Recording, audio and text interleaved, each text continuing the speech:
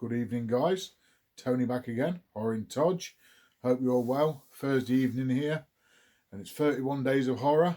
So it's day 28 because it's the 28th of October, obviously.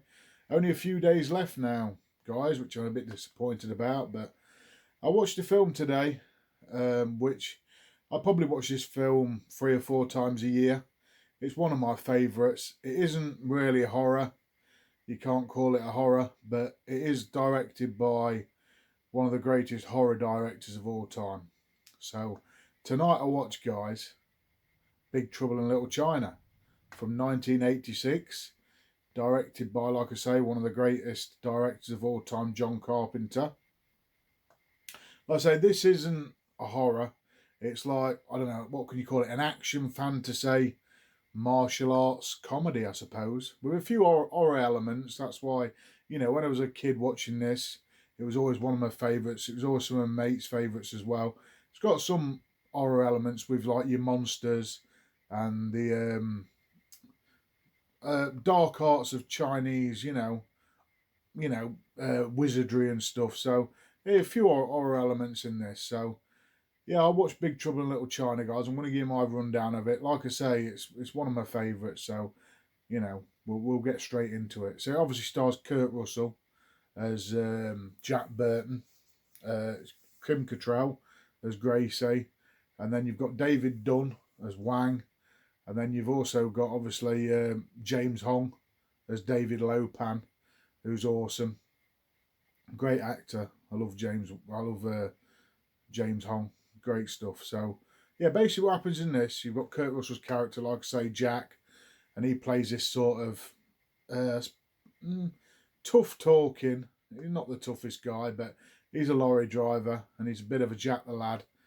And he's sort of playing cards in San Francisco on the docks with his friend, really, this guy called Wham, and he's playing cards there, and they're getting to it, and they're getting quite a bit of money racked up, and Jack ends up winning, and Wang hasn't got that sort of cash on him, so he needs to go back and get it for him.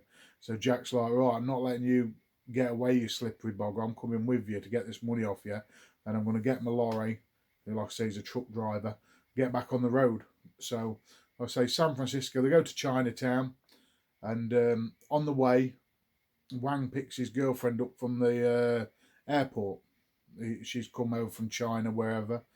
And then all of a sudden, these two gangs, these like triad type gangs from San Francisco's Chinatown, obviously, like sort of kidnap her. She's got green eyes, and they kidnap her. So Jack's gets put into this situation where he's got to go to Chinatown. You've probably all seen this, and sort of help this guy, because it is his friend at the end of the day, get his girlfriend back. So yeah, it's that sort of a tale, guys. Like I say, and then you've got this suppose sorcerer element. This guy called David Lopan. He's sort of like the leader in Chinatown. He's sort of a businessman, and he's sort of an ancient sorcerer who's 2,000 years old, and he needs a bride to break this ancient curse with green eyes, and then he needs to marry her and sacrifice her to live this eternal life as this sort of tall 7 foot sort of sorcerer. Lopan. He's sort of, in his old state, he's 2,000 years old, he's in a wheelchair and he's all crippled up and weird looking, but when he becomes this sort of sorcerer, he's just really tall, but he's like sort of floats across the ground, and he's sort of really magical, like lights come out of his eyes, and yeah, just a real like fantasy type film. Then you've got some elements where obviously Jack and this guy and a load of others, Kim Cattrall, she's like a reporter, and you've got a couple of other guys, and they all go down under in this sort of basement to get to this.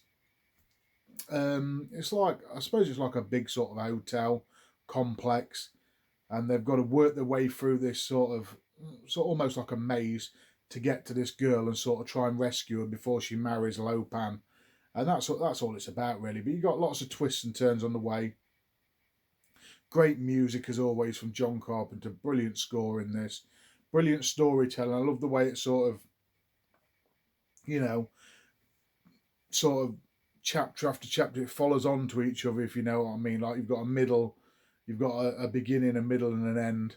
Lots of comedy aspects in this. I always find Kurt Russell, I always find John Carpenter brings out the best in Kurt Russell. You know, he's just amazing in this, The Thing, you know, Escape from New York, things like that. I just think he's absolutely brilliant in this. Like I said, this is my favourite John Carpenter film, just for nostalgic reasons. It might not be his best film overall in retrospects of, you know, cinematography or storyline, but just for me, it holds a place dear to my heart, and I think it's got great comedy value as well. Like I say, with the Jack character, he's just so tongue in some of the, you know, one-liners, and he's getting straight into it. You know, that 80s sort of action hero with his vest on with the sun on the front of it. You know, then you've got this great martial arts aspect, where it sort of takes a great sort of leaf from the old kung fu style films. You know, you've got a lot of kung fu in this, and some great sort of scenes.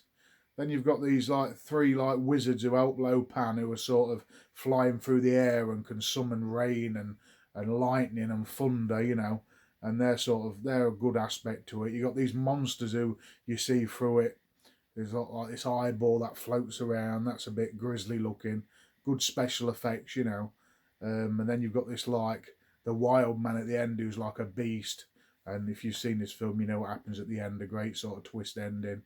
But yeah, all in all, a brilliant sort of action fantasy, guys. Well, like I say, horror elements. That's why I'm doing it for this. But I watched it again tonight because I like to watch it, like I say, 2, 3, 4 times a year because it's my favourite John Carpenter movie. So yeah, that's Big Trouble in Little China in a nutshell.